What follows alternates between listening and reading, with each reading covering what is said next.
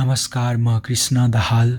आज म महाकवि लक्ष्मीप्रसाद देवकोटाले लेख्नुभएको कविता पागल पर्दैछु। जरुर साथी म पागल, यस्तै छ मेरो हाल। म शब्दलाई देख्दछु, दृश्यलाई सुन्दछु, बास्नालाई स्वाद लिन्छु, आकाशभन्दा पातला कुरालाई छुन्छु।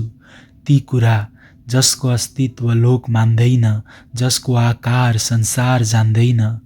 म देख्दछु ढुङ्गालाई फूल, जब जल किनारका जलचिप्लाती कोमलाकार पाषाण चाँदनीमा स्वर्गकी जादुगर्नी मतिर हाँस्दा पत्रिएर, नर्मिएर, झल्किएर, बल्किएर उठ्दछन् मुख पागल झैँ। फूल झैँ एक किसिमका चकोर फूल, म बोल्दछु तिनसँग जस्तो बोल्दछन् ती मसँग। एक भाषा साथी जो लेखिन्न, छापिन्न, बोलिन्न, बुझाइन्न, सुनाइन्न।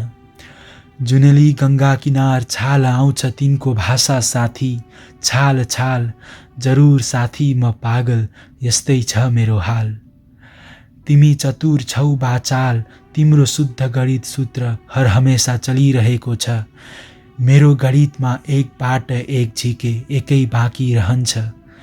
तिमी 5 इन्द्रियले काम गर्छौ, म छैटौँले। तिम्रो गिदी छ साथी मेरो मुटु। तिमी गुलाफलाई गुलाफ सिवाय देख्न सक्दैनौ, म उसमा हेलेन र पद्मिनी पाउँछु। तिमी बलिया गद्य छौ, म तरल पद्य छु। तिमी जम्दछौ जब म पग्लन्छु, तिमी सङ्लन्छौ जब म धमिलो बन्छु। र ठिक त्यसैको उल्टो, तिम्रो संसार ठोस छ मेरो बाफ। तिम्रो बाक्लो मेरो पातलो, तिमी ढुङ्गालाई वस्तु ठान्दछौ, ठोस कठोरता तिम्रो यथार्थ छ। म सपनालाई समात्न खोज्दछु, जस्तो तिमी त्यो चिसो मिठो अक्षर काटेको पाण्डिकीको बाटुलो सत्यलाई। मेरो 6 बजे काँढाको साथी तिम्रो सुनको र हिराको। तिमी पहाडलाई लाटा भन्दछौ, म भन्छु बाचाल। जरुर साथी मेरो एक नसा ढिलो छ, यस्तै छ मेरो हाल। म माघको ठन्डीमा ताराको सेतो प्राथमिक राप तापेर बसिरहेको थिएँ। दुनियाँले मलाई तरङ्गी भने। भस्मेश्वरबाट फर्कदा 7 दिन टोल्हाएको देखेर भूत लागेको भने। एक सुन्दरीका केशमा समयका तुसाराको पहिला छिर्का परेको देखेर म 3 दिन रुँदा, मेरो आत्मालाई बुद्धले छुँदा मलाई छटाएको भने। मैले बसन्तको पहिलो कोकिल सुनेर नाचेको देख्दा बहुला भने। एक सुनसान औँसीले मलाई निसास भएर म प्रलय वेदनाले उफ्रेँ। मूर्खहरूले मलाई त्यस बेला ठिङ्गुरा हालेर राखे। म तुफानसँग एक दिन गीत गाउन थालेको थिएँ। मलाई बुजुर्गहरूले राँची पठाइदिए। म आफूलाई एक दिन मरेको सम्झेर लम्पसार थिएँ। एक साथीले बेसरी चिमटिदिएर भने, ए पागल, तेरो मासु अझ मरेको छैन। यस्ता कुरा भए साल साल, पागल छु साथी, यस्तै छ मेरो हाल। मैले नवाबको मदिरालाई खुन भनेको छु, छिमेकी रन्डीलाई लास भनेको छु। राजालाई गरिब, सिकन्दरलाई मैले गाली दिएको छु। महात्मा भनाउँदाको निन्दा गरेको छु। नगन्य व्यक्तिलाई तर 7औं आसमानसम्म तारिफको फूलमा चढाएको छु। तिम्रा महापण्डित मेरो महामूर्ख, तिम्रो स्वर्ग मेरो नरक, तिम्रो सुन मेरो फलाम साथी, तिम्रो धर्म मेरो पाप।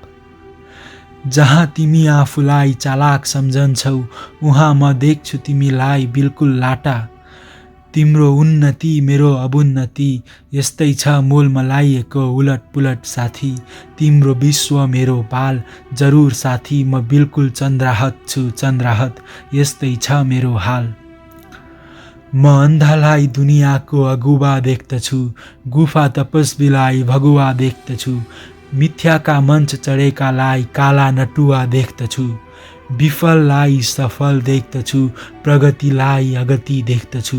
या हुला मै अचातना, या हुला मै दिवाना साथी, मै दिवाना।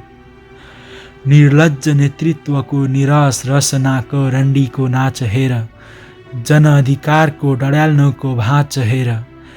जब भङ्गेरा टाउके छापाको कालो मिथ्याले मेरो विवेक वीरलाई जाली झुटले ललकार्छ, तब हुन्छन् मेरा गाला राता साथी, सल्केको गोल झैँ राता।